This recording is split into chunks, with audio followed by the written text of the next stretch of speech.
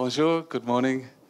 Welcome back to those who were here yesterday. Welcome for the first time to a few people. Welcome to this beautiful space. Again, thank you to the Institute for Advanced Study and all of the staff, including those here, for making this possible. So yes, I'm John Sutton. This is day 2 of our workshop on memory, place, and material culture. We had a wonderful afternoon yesterday. Thank you to the speakers, the audiences, and the conversations flowed into the evening, and I hope you continue today. Before morning tea, after our first 2 talks, I'll just talk through a little bit of the practicals, the logistics for the rest of the day today, but I want to get us going straight away. We'll have 2 talks before morning tea in the courtyard, and again, as yesterday, we'll have quite short question times after the talks. Let me encourage you all to contribute and pitch in with your requests for more and criticisms and complaints and comments, and we'll see how the day takes us. So first up, it's with great pleasure again. I've had the chance to introduce Andy a couple of times over the years, and thank you so much for coming over in the middle of a kind of book tour that Andy's doing for his latest book, The Experience Machine. Andy, as you know, is a professor of philosophy and informatics right at the University of Sussex. His work is known to all of us, one of the great contributors to embodied, extended, distributed cognition, and many other fields in philosophy of mind and cognitive science, and more recently in the work on predictive processing. Today we're going to hear from Andy about predictive processing and the materially entangled mind. Andy. That's great. Thanks for having me. It's a great pleasure to be here. You're right, the conversation did flow on into the night a bit, so forgive any fuzziness here. So this talk is indeed about predictive processing, but mostly about material entanglements. It's part of a project that I got involved in called ESCAPE. It's a synergy grant, a European synergy grant. And it's well outside my comfort zone, you know, philosophy, informatics, and suddenly bits of archaeology, which is a surprise. So, yeah, it's the intersection of all these things. It's a new venture, and I'm just going to talk about some of the things that we're doing in the Sussex wing of it. So it's a very big project with many moving parts. It started in 2018 when Felipe Criado Boado contacted me out of the blue, someone I didn't know before. And along with the vision scientist, Luis Martinez, he had this piece accepted for scientific reports. It was an interesting piece. The title alone will tell you something. The title was Co-Evolution of Visual Behavior, the Material World and Social Complexity Depicted by the Eye Tracking of Archaeological Objects in Humans. So it was an unusual paper with a very long title, which basically tells you what they're doing. But I've long sort of pondered the kind of idea that our interactions with the built environment might be doing something very fundamental, something maybe more fundamental than cognitive science has yet managed to properly model or fully appreciate.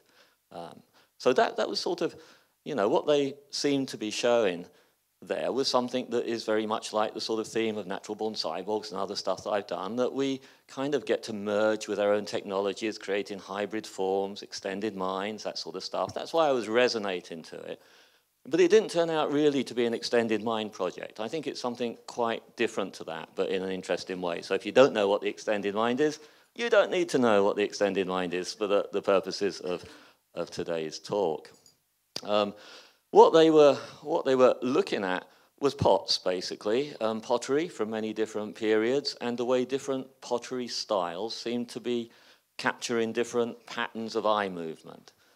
So, you know, basically, lots of pots from different eras, and eye tracking of people from the present era, obviously, looking at those pots. So they were full 3-dimensional replicas of the pots. They were representative of 5 different material styles belonging to 5 distinct chronocultural periods, and those are the periods. So it's not surprising that if you've got a pot that's decorated in a different way, you look at it differently, because, you know, you've got nothing else to do in this task. You're just showing a pot and kind of, yeah, there it is. So you've got to do something with the pot. You look at it in different ways according to what the decorations are on it. This is probably a pretty low-level thing, at least it looks like the same gaze patterns probably emerged in the humans that first looked at those pots as are emerging in current humans looking at those pots. So it's pretty low-level capture of attention. However, what they were talking about in the paper mostly was what they saw as an interesting correlation between social complexity and the different patterns of visual examination that the different styles encouraged. So I will just go through that briefly. It just sets the scene for what I'm really going to talk about. So what they found was that societies that had more hierarchical nesting in their civic organization, so not so much a flat organization, a flat social organization, as one in which you've got kind of, you know, a committee up here and a subcommittee down there and a subcommittee there and more subcommittees. Yeah. So if you had more nesting like that in your civic organization, you had pottery styles that had kind of more up and down stuff going on, and your eyes would move around the pots differently. In particular, they were looking at the vertical index, which is just roughly the percentage of times your eyes are going up rather than sideways. So a particular index, what they found is higher vertical index correlates with more hierarchical nesting of governance and control. So, you know, there's a question, you know, what does that show?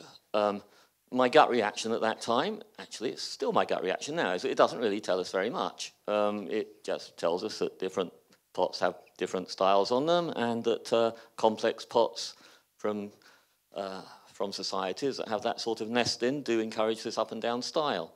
So this could just be a case where complex societies gain new ways of making stuff, and that results in distinctive designs that have a higher vertical index. That's, I think, the deflationary hypothesis. In this case, I think it might well be the right hypothesis.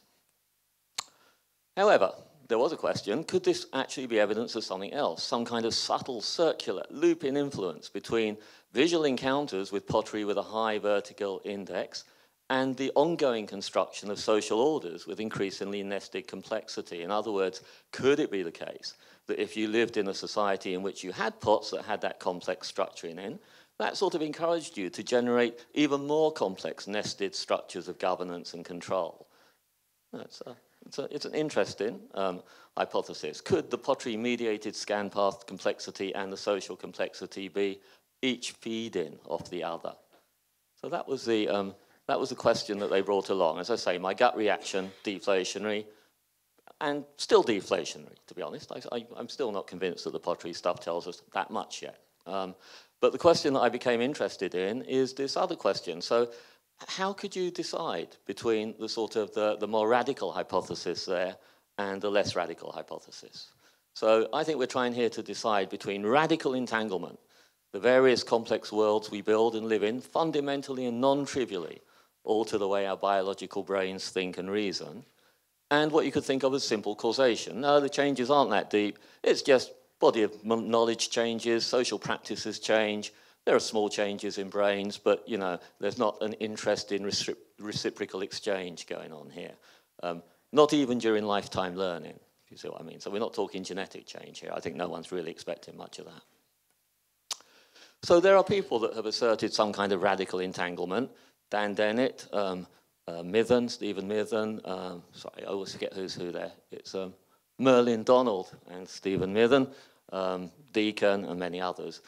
So people say this radical entanglement might happen. I've said it myself. But I don't think we have any general model of how it happens or what might be involved.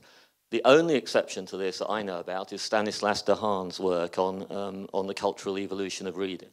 So, you know, that's really interesting stuff, and that works. But there's no bigger theory available.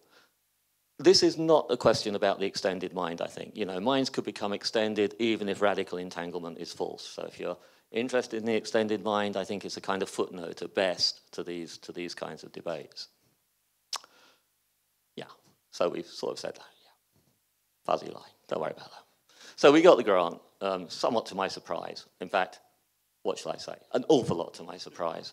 We landed this big grant to spend 6 years trying to sort this problem out, clarify and test these ideas about radical entanglement. They're planning 41 different worldwide case studies conducted both within their original settings and across settings. So it's there's an awful lot of field work going on. There's a kind of picture of the stuff that's supposed to be going on in different places. But the Sussex team aren't really doing any of that. You know, we're just talking with them. The danger as we see it, is a danger of mistaking simple correlations for evidence of two-way causation within a single dynamical whole. That's the way that we would pitch the question. How can we tell whether this is just a sort of, I don't know, just correlation or something much more interesting? So what we're trying to do is to plot a conceptual landscape here. What's the space of non-trivial influence of the built world on cognitive processing? What are the principal components of that space, if you like? What could we go looking for? And what kind of evidence might already exist? And also trying to run a pipeline of simulation studies which we think can prove the possibility of radical entanglement. I mean, you can't prove that radical entanglement actually happened in the cases that they're looking at, but at least we could kind of show that it could happen, which would be interesting. So there's a framework. It's going to be predictive processing, sometimes called active inference. Jakob Hui wrote a book about it called The Predictive Mind back in 2013. I wrote a book about it called Surfing Uncertainty. Hui's book is rather internalist in its sort of perspective, and mine is kind of externalist, takes the interactions with body and world very, very seriously, but it's the same underlying story. So the core idea is that brains are embodied prediction machines, that perception, cognition, and action are jointly determined by the brain's ongoing attempts to minimize long-term prediction error. So prediction error over whatever your temporal horizon happens to be, whatever the temporal horizon of your brain happens to be. If you're a very, very simple creature, you may have effectively no temporal horizon, then you're just predicting the present. If you're a more complex creature, you've got a longer temporal horizon.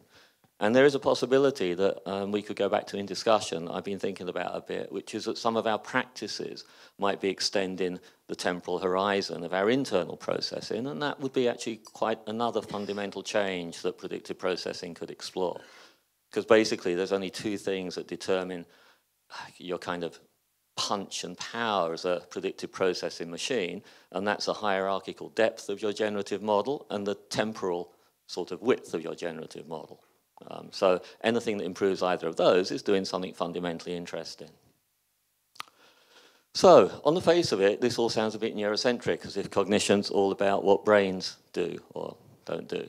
But I think if we dig a little bit deeper, we saw a machine almost like this come in here today. What we discover is a model of what brains do that makes creating and exploiting structure in the world perfectly continuous with the prediction error minimizing project of the brain. So there's a companion talk to this with a whole thing that I'm not going through today, which is the way that predictive brains or predictive systems of any kind, if they've got a temporal horizon, select epistemic actions on the same basis as practical ones. So they will use the environment to store and retrieve information for just the same reasons as they use their own brains to store and retrieve information. It's very interesting to me from the old extended mind perspective. However, the bit that I want to look at today is the attention side. So one feature of these accounts is that they make attention really important. But it's not just the sort of woolly notion of attention that is kind of like, yeah, you know, whatever William James said about it, we kind of got a word, we don't quite know what it means. And it's not a sort of simple spotlight notion. It's not like you've got attention and you just stick it here. Instead, it's something that is being estimated in every neural population and at every level of processing. And it's an estimation of the inverse variance of the prediction error signal. So basically, the way that this pans out is that you're assessing, but at every level, in every area of processing, the reliability of your beliefs, your prior expectations about the world, and whatever sensory evidence is being processed by that area at that time. So it's this sort of weighting game, but it's not just one scale. It's like lots and lots and lots and lots and lots of scales. And what's being weighted is generative model-based expectations against current waves of sensory evidence. So yeah, in essence, what's going on with this variable so-called precision weighting is it determines how you use the knowledge that you've got. It determines what you do with whatever the current model knows about the world. It determines which bits of what you know about the world will be most influential here and now, in bringing about more processing or further action. So it's the brain sort of, where do I put my cognitive bets kind of thing. And, you know, if you're another wing of this stuff that is mostly what I look at in the book, the experience machine, is how that bears on computational psychiatry, really, because if you get that balance wrong, then your brain doesn't know what to take seriously and what not, and you have the kind of neural equivalent of fake news, and everything goes to hell in the breadbasket at times. So, I think it's a really promising way of doing some of that investigation. But again, not the project right now. The main thing to note here is that attention, this assignment of precision to every neural population at every area, isn't just a little top-down tweak to a basically bottom-up processing mode. It's the heart and soul of fluid intelligence. The reason that you can use the body of knowledge you've got for different plans and projects and to do different things at different times is that you can do variable precision weighting. And that's just part of the generative model that is acquired through experience. You have to learn what the knowledge is, but you're also learning how to apply it and how to vary the way you apply it in different contexts. Okay. So it's a kind of constantly running meta model. It's a model of how you should use the knowledge that's in your first order model. So if predictive processing is on track, altered patterns of attention, this precision estimation, would amount to maybe the deepest possible alteration to the general profile of thinking that an organism could get by interaction with its environment. So what have we got? We got one very preliminary result, which shows that training a predictive processing engine on actually the different pottery styles does induce different attentional templates, which we've called culturally patterned attention styles, and that actually can influence processing on new tasks and domains. So you will then go about new tasks differently because your prediction engine has got a sort of template for how to assign attention, and if you apply the same template to a new task, you'll perform that task in a different way to the way you would otherwise have performed it. So that's all we've shown in that. It's a very minor proof of principle. It's a way of looking at transfer learning, as it's sometimes called, through the lens of predictive processing. So you needed some extra formal apparatus to do that. So it's not simply transfer of knowledge, it's transfer of patterns of attention, it's transfer of the meta model, if you want to think of it that way. Yeah. So that's one thing that we continue to explore that. I think that architectures, materiality and spaces train and prime patterns of attention that in turn influence patterns of thought and reason, and we can all say that, but now we've got a little bit of apparatus to run simulations where you can kind of see just how that's going on and what it looks like. So one hypothesis is that entangling attention is one of the main ways that the built environment transforms the mind. But there are others as well.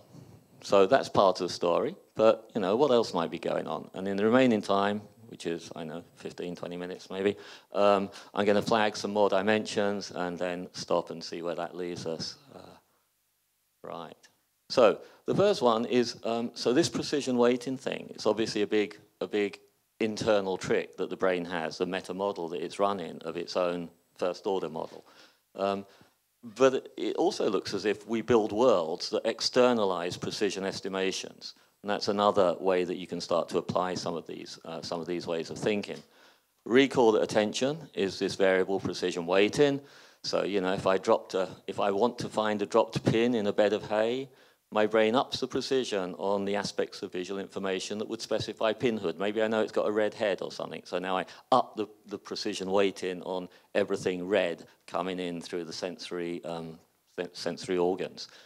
That's why, you know, if you're looking for your lost car keys, it really helps to know what colour the fob is. What's going on here is you're upping precision weighting, enabling that information to jump out.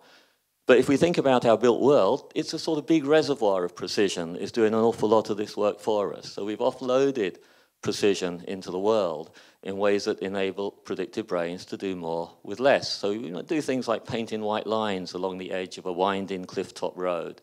That's, you know, we add structure to the wider environment.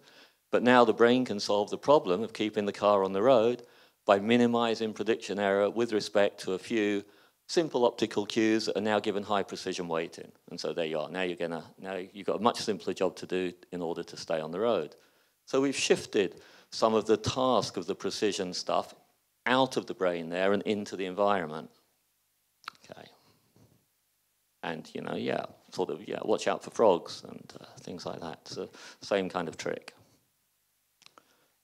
So these otherwise arbitrary structures, because, you know, we have to learn about these, that these sort of red triangles mean watch out for these things and so on. They're acting as local proxies for precision. And this is something that's been explored by people, including Ed Hutchins, who's probably well known in this group, for a little while now. Urgent fonts, food packaging, priestly robes, these are all shortcuts for precision estimating brains. They're saying take this or that especially seriously.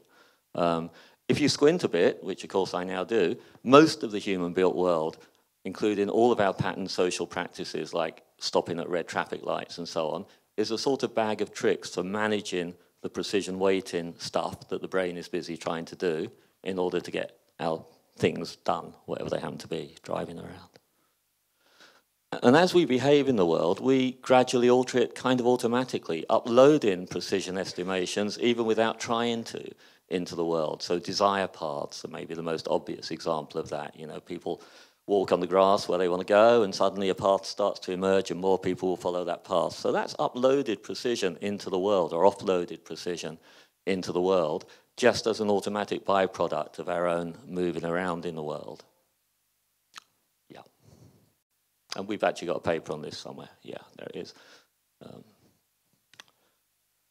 And I wanted to show these. I don't know what's going on with some of those desire paths, but it seems very peculiar to me. But, you know, it just goes to show that we don't actually know what we want until we see ourselves doing it. Yeah. So there's a sub-project. Can we think about structuring the environment as quite literally, not metaphorically, a kind of offloading of precision? I sort of, I don't know what the word is, worried about this metaphor, but I'm going to offer it anyway. Just as we can quantify and study embodied carbon, the carbon emissions involved in creating some built product, we can start to quantify and study what you could think of as embodied precision, the amount and nature of cognitive precision estimation work being offloaded onto some particular bit of the built environment. I think, you know, we have a paper where we're trying to do this currently under consideration. So the idea is to formally estimate just how much work that used to be done by the brain is now being done by some particular bit of the environment. And you can measure that with things like how many cycles of processing does it take to settle into a solution to which way am I going to go, kind of stuff. So intelligent buildings and cities will provide new opportunities for all of this, obviously. You know, intelligent buildings and cities can tailor what they offer to our individual cognitive and emotional trails. That's offloading an awful lot of this kind of work. David Chalmers' book Reality Plus is a very nice exploration of this. This is Dave's picture of me, apparently, not that I recognize myself there at all, moving around in a world in which all my favorite things are signposted, you know, tofu and comics and things like that, yeah. So, you know, that's a world in which a lot of the work of estimating what I should and shouldn't take seriously as I go about my tasks is being offloaded onto the world in a way that we can now kind of quantify. This is the thing I'm most excited about to talk about today, I think, because it sort of intersects particularly with what Valeria was talking about yesterday. This is the way that material culture can enable us to sort of break an internal generative model that we've already got and move beyond it. So let's have a little look at that. The thought is that by externalizing what we know, building mock-ups and models, we create these new public objects that you can do things with that you can't do in your internal generative model, or else that are hard to do in your internal generative model. It's a rather difficult boundary.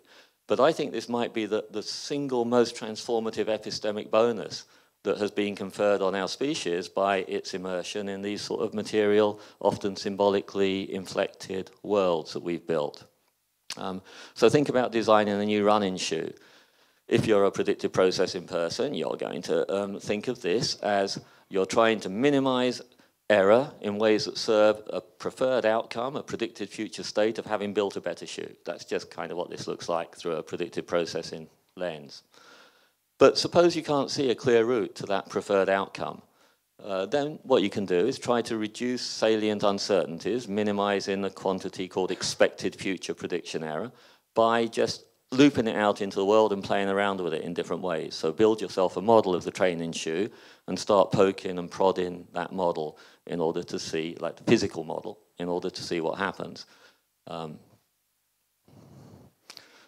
I think that material models are doing something really exciting here. They're letting us explore possibilities that aren't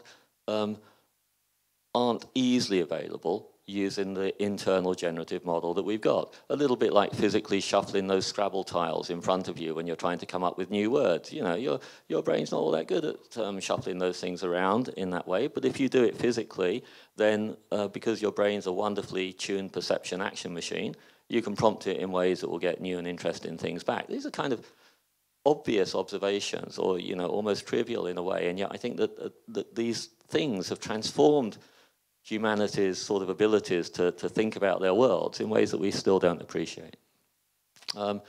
Notice that for this to happen, your beliefs and world models have to be more than an internal generative model. They have to be more than a probabilistic trend in the way you navigate the world on the basis of stored knowledge. They need to be something out there. They need to be a concrete item, apt for sharing, attending to in different ways, reorganizing, questioning, and I think actually apt for breaking. And the breaking point is one that I've become very interested in. We'll come a bit more to the breaking in a second. If you think about this through the lens of what's attention here, then materializing your thinking in some sort of concrete object lets you deploy the attention that your brain can do in different ways. And I think actually that symbolic stuff does that as well, because we can then say something like, now think about I don't know, all the corners of this table or something. And I can't do it sort of in my visual field right now because it's too long. But if you just say that, I can start to attend in that way. Basically, I think that this is sort of epistemic gold. By offloading and materializing stuff, we create objects that let us see beyond the current limits of the generative models that our brains are bringing to bear. That's a very powerful thing. This is an example. I only stuck this in since last night, since the talk about diagrams and so on yesterday. But I think it's an interesting example.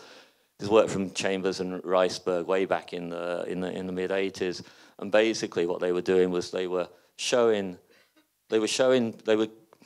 getting a bunch of people and making sure that they understood the notion of a bistable figure, like the famous duck rabbit. And then they would show them a new bistable figure, one that they'd not seen before. They'd only let them see the new one for 5 seconds. And then they would say to them, now can you find the other interpretation in your imagination? People couldn't. Without exception, they couldn't in the original experiment. But then they said, well, now just draw from your memory the thing that you saw and then look at it. And having drawn from their memory the very thing that they saw and then engaged it, they were then all able to find the alternative interpretation really easily.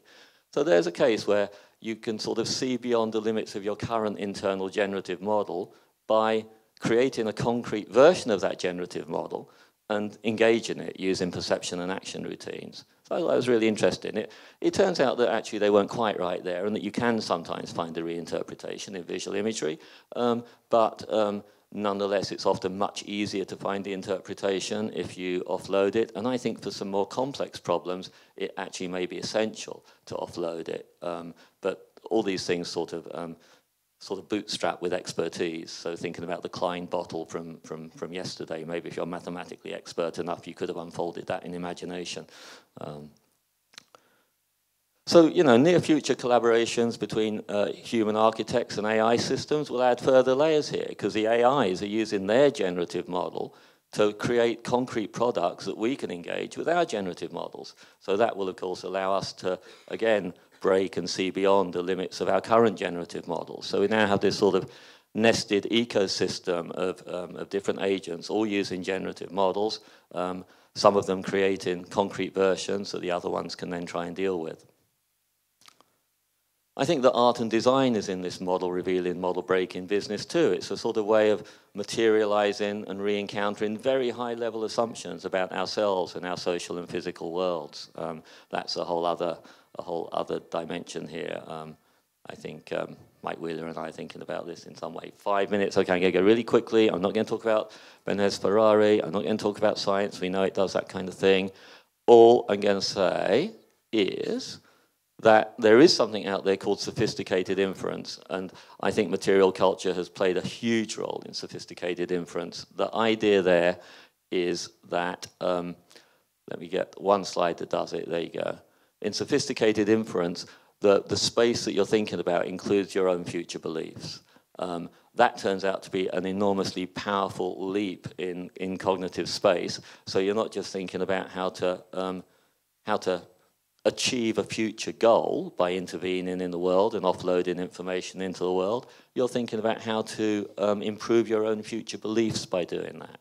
And that's it's only when your own beliefs actually emerge as objects for you that you can start to deliberately build better worlds to think in. You can come up with schooling and, you know, education and lectures and, you know, all the things that we do.